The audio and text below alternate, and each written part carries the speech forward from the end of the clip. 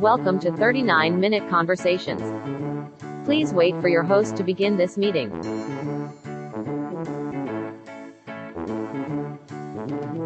Your meeting is now being recorded. Okay, can you see me okay? Can you hear me? Yeah, I can see you and hear you. Okay. Perfect. We are doing it. How are you? I'm good. How are you? I'm doing lovely. Thank you for asking. Before we get started, I do have to get through a quick ad read. I hope that's okay. Yeah, of course. Thank you for understanding. This week's episode of 39-Minute Conversations is not technically presented by 39-Minute Conversations. That's right. Today's sponsor of the show is the show itself, and please let me explain. Lately, I've been inspired by stories of celebrities who take the time to build something they're passionate about, carefully crafting and curating a company that reflects their values and their heart, and then selling it for lots of money.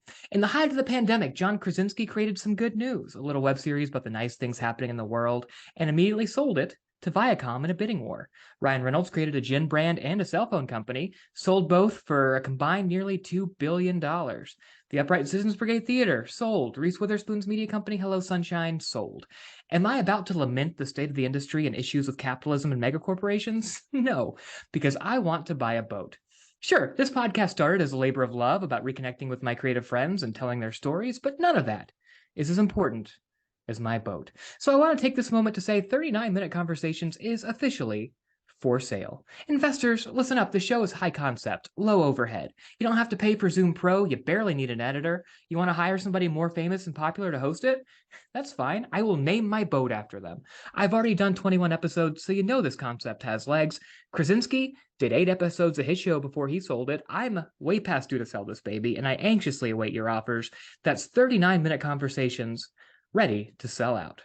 And hello, I'm Brian T. Arnold, and this is 39-Minute Conversations, a podcast, hopefully my last one, about reconnecting with old friends and making new ones, but I've only got 39 minutes to do it because I will not be paying for Zoom Pro. My guest today is a writer and comedian that I have known for a long time. She's written for several Nickelodeon animated series, including the Casagrandes and others that I'm not sure I can announce yet, so I'm not going to here in the intro. Her very funny feature writing debut, Crushed, was released a year ago this week and is available to watch for free on Tubi. She's also written for McSweeney's, Reductress, and is the managing editor of the Belladonna comedy. Folks, please join me in welcoming Heidi Lux. Hello, Heidi Lux. Thank you for having me. You need to get viral children on this. I think that's the key. Viral children. Okay, by that you mean like popular children, not like sick kids. No, not. I mean, they could be sick, sick. Sure. But kids that go viral. Okay. Yeah. That's not a bad idea. It's that easy. Okay. I am willing. Whatever it takes to get my boat, I will do. Heidi, thank you for doing this. I'm very happy to have you on. I'm going to do a quick intro for you. I know you're going to know all this information, but the folks at home don't. And I think context is important. We've known each other for a long time. We met doing improv and sketch back when I left my apartment and did things. We were writing partners together at a sketch comedy showcase that shall not be named. We are to this day in a writers group together. And it has been immensely cool to kind of grow and rise in this industry together. I'm very excited to have you on and talk about all of that. And thank you for being here.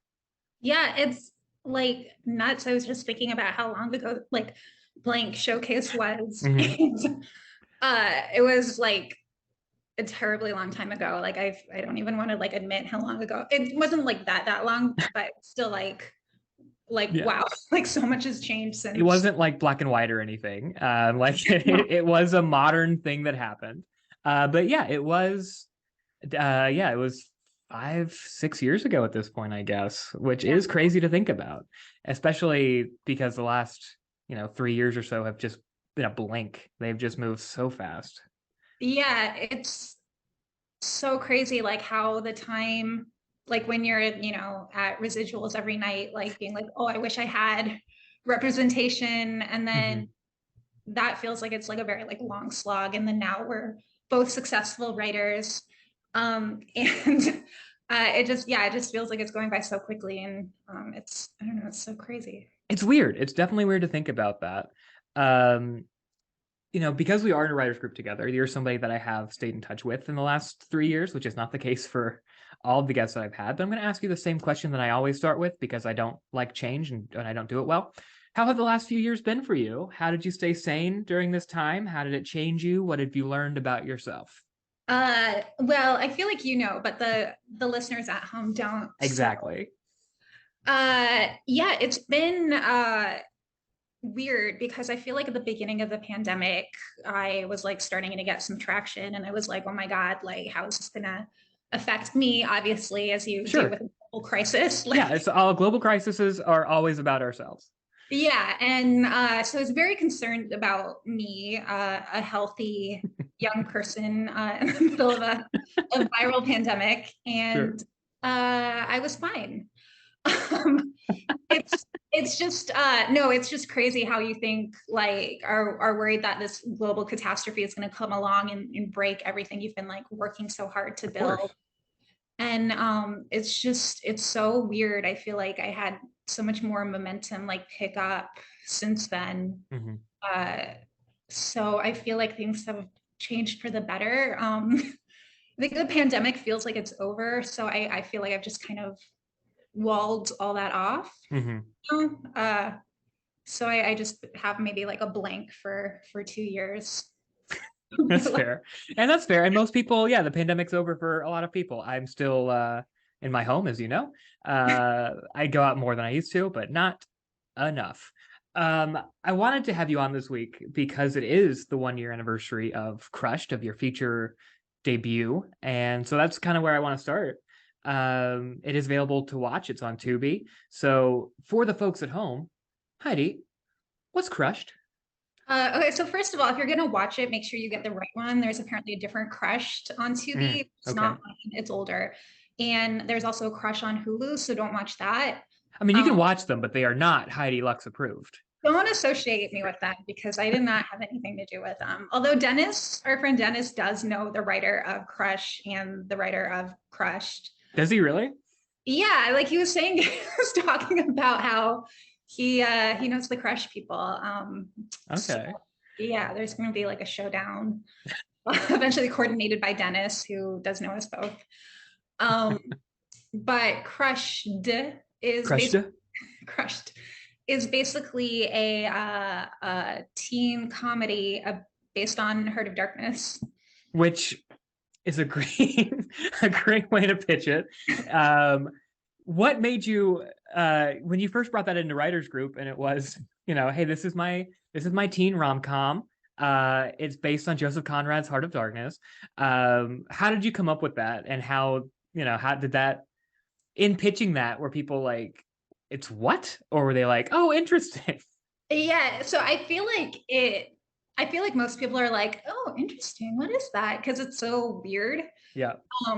So basically I was trying to think of like a YA feature to write, and a lot of them are based off of books.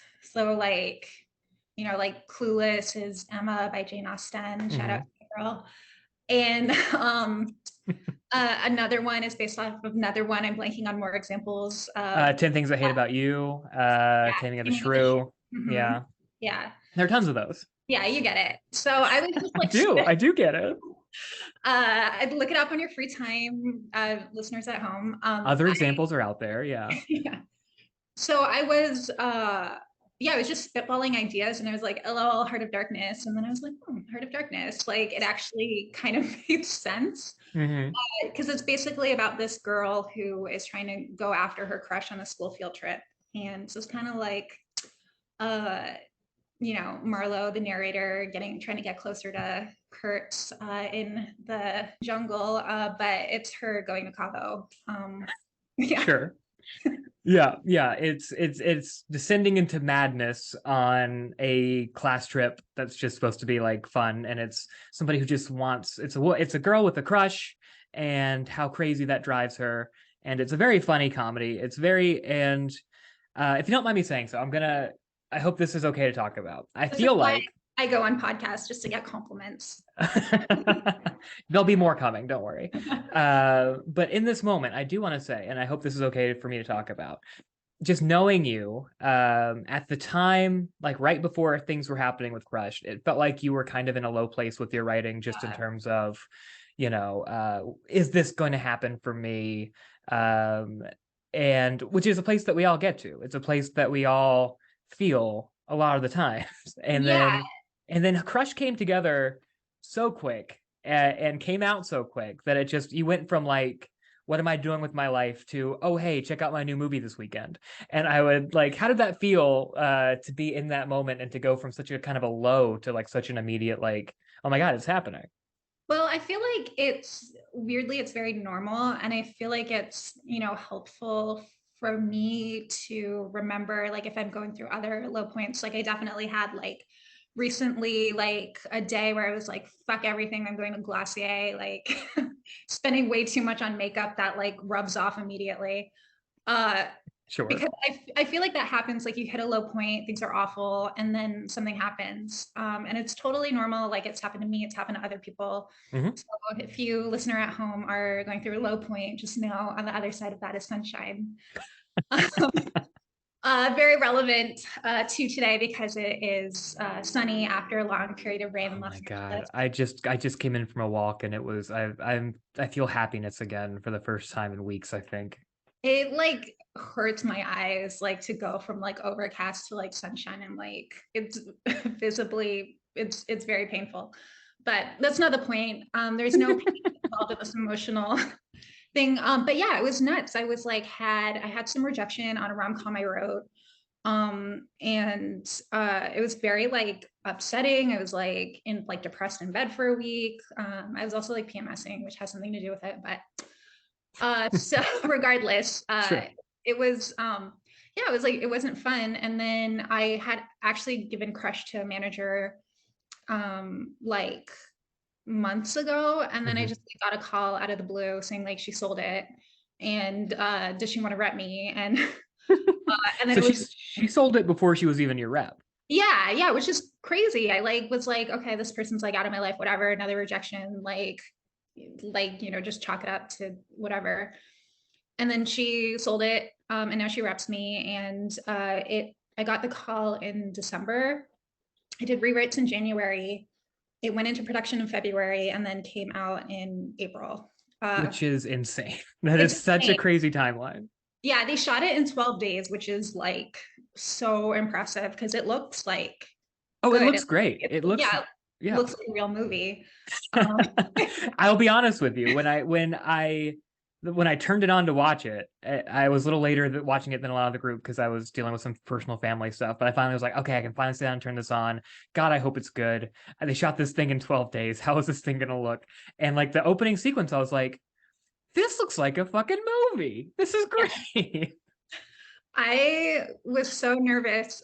So it sold like right around the holidays when all these all the holiday movies are on TV and they're shot so cheaply and so quickly.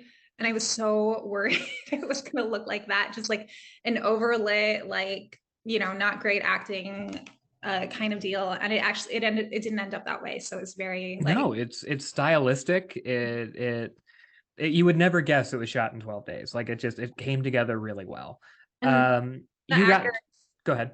the actors have like all like knocked it out of they all Oh knocked it yeah. out of the park, and now they're like moving on to like successful things, and it's Oh very yeah. exciting there. Very exciting. The performances are great. I remember looking up like at some point, and I don't know if you've done this, you probably have. It's your movie. You probably looked it up more than I have. But I remember looking it up at one point, and there are a lot of posts about I think the actor, who plays the crush. Yeah, Jason Curtis. Yeah, Yeah. Jason Curtis, the character. The actor was Alexander so. Chavez. I'm sorry, what's his name? Nicholas Alexander Chavez. Very We follow each other popular. on we follow each other on Instagram, and sometimes he looks at my stories. Hey, that's Um, cool. just He, whatever. No big deal. he's apparently very popular in the soap opera world, and like a lot of people who are posting about your movie were just like, oh my God, this character from the soap opera is like doing really dirty stuff in this movie, and it's very funny. So Yeah. you immediately had like a little bit of a following to it, which had to feel cool. Yeah, it felt really cool. He did like a live tweet of it, and so I was like the weird writer like on Twitter following along on all these like General Hospital fans like posting about like the orange scene. Watch it, you'll know.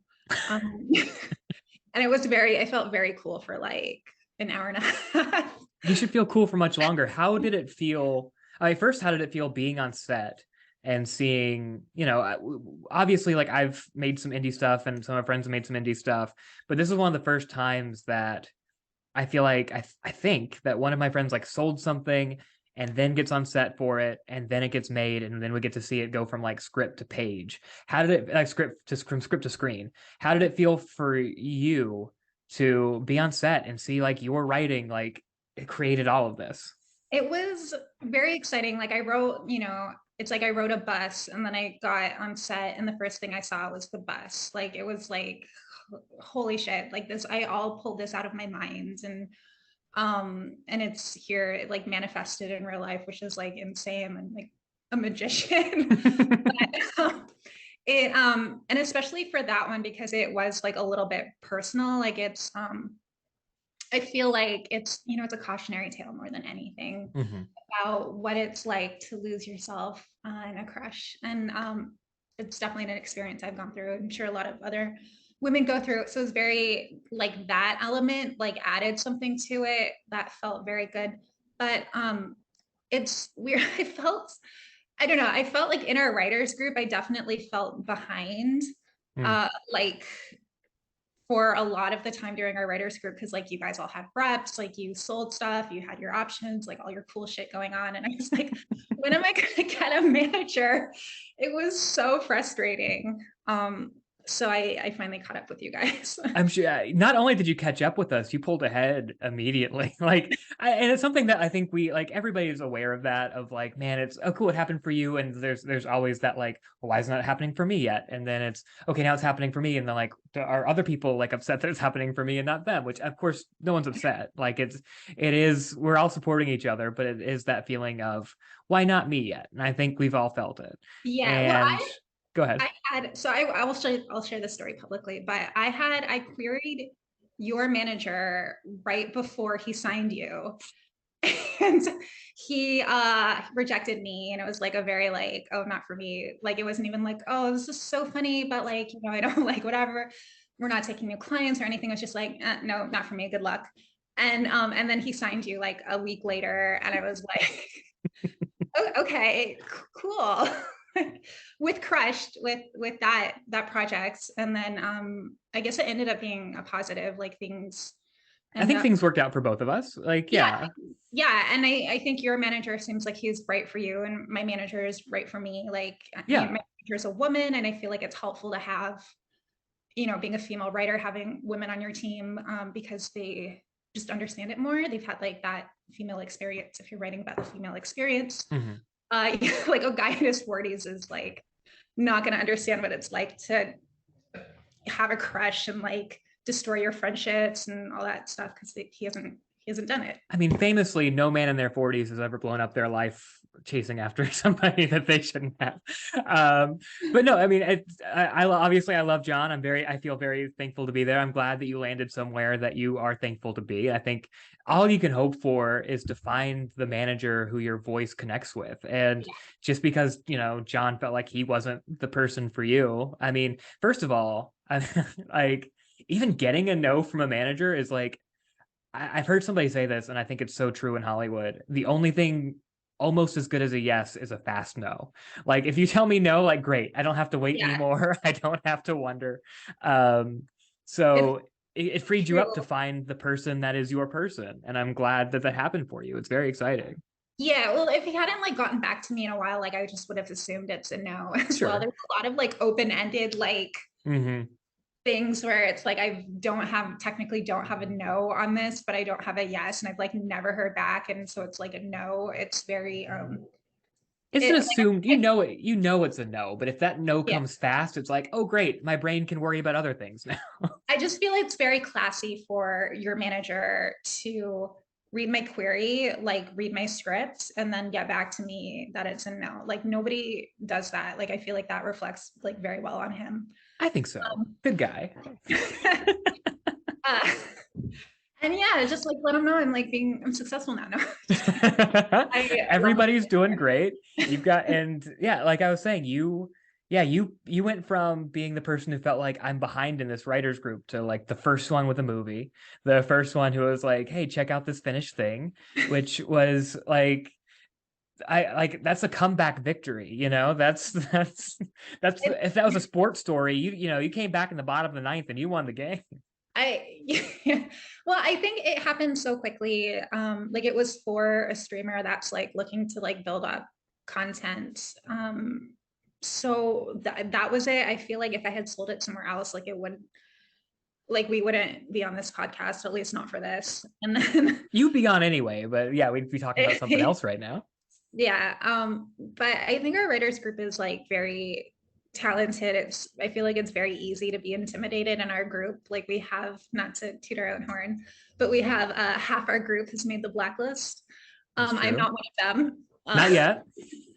But it's like you, John, Lauren, and now Zach have like all Mhm. made the blacklist, and it's like easy to be like really like kind of intimidated when you're or like have imposter syndrome when you're like, yeah, I'm just like Sure. doing this shitty rom-com.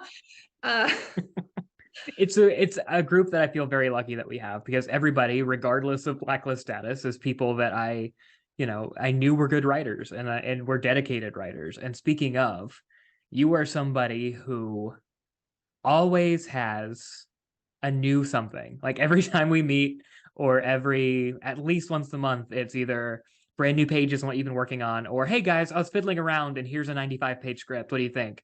Where does that like drive and speed and like the need to like constantly be creating, where does that come from for you? well, so I feel like there's so many stories to tell. Like you have to like get them all out because like they're never gonna be told if you don't tell them. That's so stupid. uh, I don't know. I just feel like I have so many ideas where I'm like, want, I want to see this. So I just write it. And Mhm. then I think also I make time to write. My mornings are not this morning because I had a lot going on, but most mornings I'm like sitting and working uh, on something. And then my afternoons are like my more like whatever, like hold down the fort kind of stuff or stuff. Cause I feel like I'm more creative in the morning. So I Mhm. make my writing time and then my afternoon is like whatever I need to do time, grocery shopping, whatever. And then uh so that and then I think also it's just maybe my uh just like my familial backgrounds. Like I'm Polish and we're very Mhm. hard workers notoriously. So I feel like there's part of me that's just put your nose down and work. Do you? I felt this week, and I'm curious because it's something I've been feeling this week. And you're unfortunate. You have to deal with it because you're my guest this week. Um, do you ever get that feeling when you've like finished writing something and it's just like, what am I doing now? And it's just like Yeah. that like post-project depression. Yeah. Like all week I have been like struggling with that, and I forgot how bad that feels. Does that keep you writing, or do you not get that as bad as I do? No, I'm like working on something now and it's like weird. It's like a rom-com version of the Manchurian Candidate because like what Which the is fuck is another great thing. It makes just as much sense in a good way as a teen rom com, Heart of Darkness. So yeah. like, and it's a very funny script, and that I've watched that thing come together. It's very funny, and this is the first the world's hearing of it. Get ready. I'm on the last stretch of it. I started it in like it was a similar process with Crushed where it was like, oh, action rom-coms are popular. Let me do an action rom-com. And like I just looked down a list of all these like action movies to steal basically. And I was like, oh, Manchurian Candidate. And then I was like, yeah. And then so like it just stuck with me and I've been working on it. I'm in the last stretch and I'm like, what the fuck am I doing with this? It's like so weird. It's like a rom-com with brainwashing and like, I don't know. I'm like, I'm gonna have to send this to my manager because I've been working on it for 3 months and like, Is she let's is she aware that it exists yet? yeah, I've told her Okay. about it, but it's um, like, I don't know. It might be a thing where I just spent like 3 months like you know. That's everything that we write, is that risk of is anything going to happen with this? Am I wasting my time? Yeah, but I am working with something that's more conventional at the same time. But I can't not do it. I can't not write weird. It's who I am. Yeah. I don't know. It's I've tried to write stuff that's more normal, that which you've read, and it's still like, what the fuck? Yeah, I mean, you have a very distinct voice. Your voice is high, is it's relationshipy comedy, and it is heightened comedy, Yeah. and it works. It's very funny. But like, yeah, it's you, and you should own and embrace that. I remember I turned in The Manchurian Boyfriend for the first time in writers group, and you guys were Mhm. like, "Oh, this is the most grounded thing you've ever done," and it's like literally about fucking brainwashing. And I'm like, what? Because I wrote Greener Pastures, which you're familiar with, and I'm like, Mhm. okay, this is my like more like grounded, like normal rom-com, and it's like so weird. I don't know. Yeah, you know, it's like your voice is your voice. You You're can't speak like somebody else. And if you try to do that, it's gonna either come out your voice and weird, or it's gonna come out bad. Mhm. So No, I like, had that feeling when I interviewed somebody on here. I was reading one of their scripts, and our group, for the most part, there are exceptions to this, is pretty comedy or genre heavy. yeah, Um, but then like I interviewed shout out Kevin Sheridan. I read his script before I interviewed him, and it was just this very grounded procedural, like about like corruption in the police force. And it's a great script, and I was reading it and I was like, I could never write something like yeah. this. How do you do I that? don't know. And I don't know. And that's just the kind of thing, I think, where you have to kind of embrace who you are as a writer Yeah, and know who you are as a writer and your voice, and just like, yeah, I will never write this movie, and that's okay. And I will yeah. write what I write. Although I mean, I think it's like there is a switch that you can flip. Like the stuff I've done for Nickelodeon is like not weird. Like it's not crazy stuff. And Mhm. I feel like it's like having the pressure of the writer's room. Like I can't come in with like brainwashing rom-com. So like I feel like that's helpful. Like I can't, you know, it's And it's also like almost but I would think, I haven't written for Nickelodeon or another somebody else's work like you have, but I would also think it's something to do a little bit with like, there's already a yeah, framework here. There's already characters. There's already a voice yeah, that I just need to kind of mold myself into. yeah. Um, let's talk about. Oh, It's go ahead. Go different. ahead. Yeah. No, it's different. It's like there's the framework that you have, like you get the Bible and the characters and everything, and that's like okay. It's I mean it's similar to improv where you're like, oh, you have a character, let me plug them in different situations, which is an improv exercise or whatever. Mhm. And then so there's that, and that's easy. But if I'm writing for myself and I don't have like that, like I want to say like for lack like wall, but like not wall in a bad way. It's like that container. Sure. Have that container. It's like I'm left to my own devices, and then it's gonna be like me, like fully me. Which is great. That's what you want to be. You want to be fully you. Fully you is great. Fully you is only you, and that's great. Let's talk about the Nickelodeon process. I know you wrote for the Casagrandes. Yeah. Am I right to not name anything else yet, or can you name something other stuff you've written for? I don't know. I mean, it was on Deadline. It was announced on Deadline, but I still don't know if I can say it. If It's it's on not Deadline, go for it. okay. Dora the Explorer reboot. There you go. Uh, yeah. Um, What's that process like, getting into freelance writing for something like Nickelodeon? How did that come about for you, and what is the actual like process of how it goes? it was so random. I was at like a thing actually through Showcase. Our friend Jay Elaine Margot, shout out to her, was doing like a show, and I went to go see her show, and I was just sitting at a table with like this person, and we were just chatting and talking about like the cookies, because the cookies were very small. and, and then she's like, what do you do? I'm a writer. And then she's like, oh, if you want to write for kids animation, let me know. And I'm like, yeah, I want to work. Because this was like so long ago and I was so hungry, Sure. both physically and metaphorically. Um, and then it turned out it was like the VP of animation at Disney. So I had a writing partner at the time, and we gave her a sample, and then she's like, I love this. We don't hire writing teams. Mm. And oh shit, there's only 10 minutes left. There's only 10 minutes left. It goes fast. And then so that didn't pan out, but then we had our sample, and somebody else who used to work at Nickelodeon met Nikki, and then we gave him our sample, and then they gave it to Casagrandes, and then so that I feel like I'm like talking faster now because That's how this podcast goes. This is when the pressure's on. yeah, it is. Now we're wasting time by talking about the pressure of the podcast instead of what I was saying. Anyways, so yeah, we just gave it to somebody we know, and then he got us in, and it was very random. Like, and then yeah, we worked on Casagrandes, and then somebody from the Casagrandes worked in Dora, and he brought us on Dora. And it's just You can slow down. You can slow down. No, It's I can't, okay. Brian. I can't. And that's what that's basically it. And it's just like kind of one of those kind of things where like luck meets preparation, and that's just what history is, you guys. 9 minutes, 9:01, 8:59. Let's go. Okay, so you and I met in the context of improv and sketch comedy. We both took classes, performed at these various theaters and schools here. I personally recommend improv and sketch to any writer, whatever genre, medium they're working in. I feel like they made me a better writer, gave me tools to kind of improve and to build character and all these different things. Not to put words in your mouth, I don't know your experience or what you feel about it, but how do you think, if they did, improv and sketch training maybe helped you become a film and TV writer?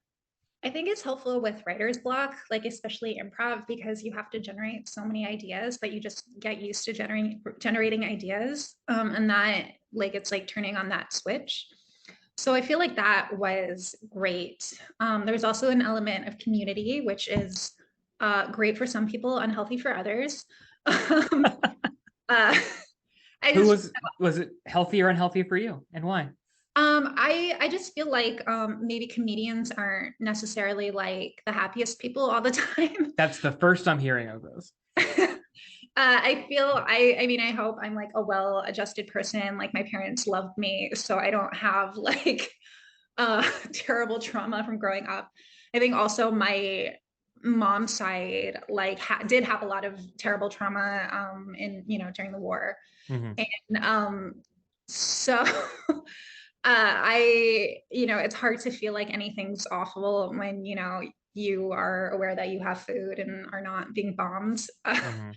So I don't know, I just feel like maybe it's I don't know, there's a lot of unhealthy toxic people in the world, especially in improv and sketch, especially in certain sketch groups. But anyways. Oh man, I wish we could dig into that, but we probably shouldn't. We probably shouldn't do that. How do you know, like, when you're coming up with, you mentioned having so many ideas and having to get them all out. How do you know what ideas you want to take to the page versus ones that you're like, oh, not now, or maybe not ever? Like, how do you pick that out and start, writing? Well, I think I'll have ideas based off of that one idea. Like it'll kind of I guess snowball, or like it'll just kind of like build on itself like immediately. And I feel like that's always a good sign, where it's like, oh, I'll write this now because it's coming to me. It's kind of like channeling whatever, like like doing like a seance with your own ideas or whatever. But not, I mean, no, that's a dumb metaphor. I said because I thought it was like, oh, I haven't heard it put that way before. That's interesting. Don't judge your metaphors, just put them out there. Yeah, I don't know, I'm a big like walker. I love going on walks, and I feel like it's a good opportunity to think of something. Like if you're stuck on something, go take a walk, and like it'll kind of get unstuck. When I write, I like to go walk to like a cafe, and then so I usually find like I'll be there working on my thing, maybe I'll get stuck, and then I'll go leave, and then on the walk back, I'm like, oh, I'll just like come up with all these ideas off of like whatever I was stuck on. So that helps. I definitely like write ideas down and then leave a lot of them like on some Word doc that I'll never look at, or I'll come back to every now and then. What advice would you have for writers who are up and coming, trying to break in, get a movie produced in 2 weeks and put immediately on streaming? God, just I don't know if you have that moment where you're like really depressed and in bed. It doesn't necessarily mean that you're failing. Maybe it means that something good is gonna happen. What would you say is the biggest lesson that you've learned in pursuing this career to this point? Oh, fuck, I only have 4 minutes and 33 seconds. I know.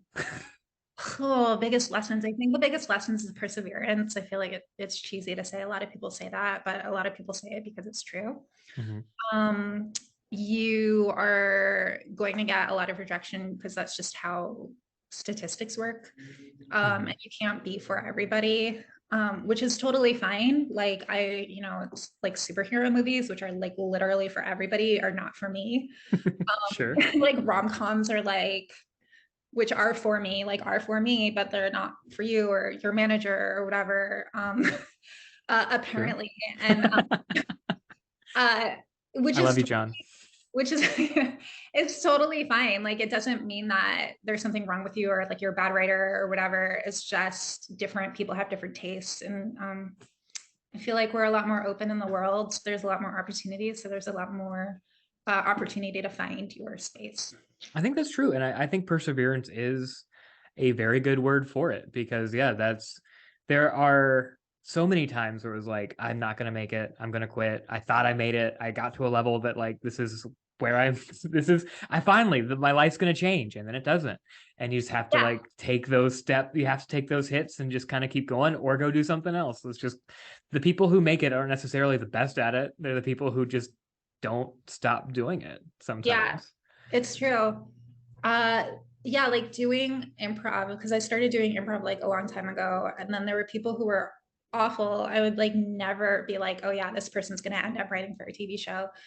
And they just like didn't quit. They did improv, they got better, they met people, and then now they're like have sold shows and are staffed. And never, like if you took me like if me now went back in time through some kind of time machine or Back to the Future kind of like scenario, but it stopped short. Instead of going back to like where my mom was a kid, like it just stopped. Like something, it broke. And like for some reason I was like, oh, Name Redacted is gonna be staffed on a show. I'd be like, you're crazy, me. Like, and I probably would have like called the cops or something, because I wouldn't believe that like time travel's real. So yeah, you just really have to like stick with it. Like even, if you are not great yet. Heidi, we have 2 minutes left. Oh no. So I want to give you this time right now to, where can people follow you? Plug anything that you want to plug. This is your time. Who are you? Where do people follow you? I'm on Instagram at Heidi Lux. I'm also on Twitter at Heidi_Lux, but warning, it's a lot of like war tweets. Because I'm very, it's been a year. It's been a very hard year for a lot of Eastern Europeans. Mm-hmm. So if you want to get war updates and then also see what I'm up to, follow me there. 1 year anniversary of the Bucha massacre today, by the way. So and crushed. What a weird week. Very weird. I wish we didn't have a minute, because we could talk about like how surreal it is to have career success while there's literally a genocide of your people. But yeah, normally I like to end these podcasts with like cutting off while talking about something serious, but that's too sad and serious to. Yeah. But it is so surreal, I'm sure, to like this crazy awful thing is happening in the world and I'm doing okay right now. It's very strange, like especially knowing that if my bacha hadn't gotten us out, I would be like very much so affected by it, like in real life. Mm-hmm. It's maybe we're lucky we have a minute left, because I feel like people are sick of hearing me talk about it, but it's something you're passionate about. Please. Yeah, and it's bad. It's literally genocide. Like it's the worst thing there is. Yeah. And I'm going to move us on only because I don't want us to cut us off during such a serious thing. Yeah. To you, Heidi, what is the meaning of life? Oh boy, just enjoy it, you guys. It's just have fun. Your meeting has ended. Goodbye. Thank you for listening to 39-Minute Conversations, hosted and produced by Brian T. Arnold. Music by Kevin MacLeod, licensed under Creative Commons by Attribution 4.0 license. If you like what you heard, please subscribe and tune in for new episodes, and don't forget to rate and review. If you didn't like what you heard, please don't do any of that. That's okay too. Thank you, and we'll see you next time. Stay safe and be well.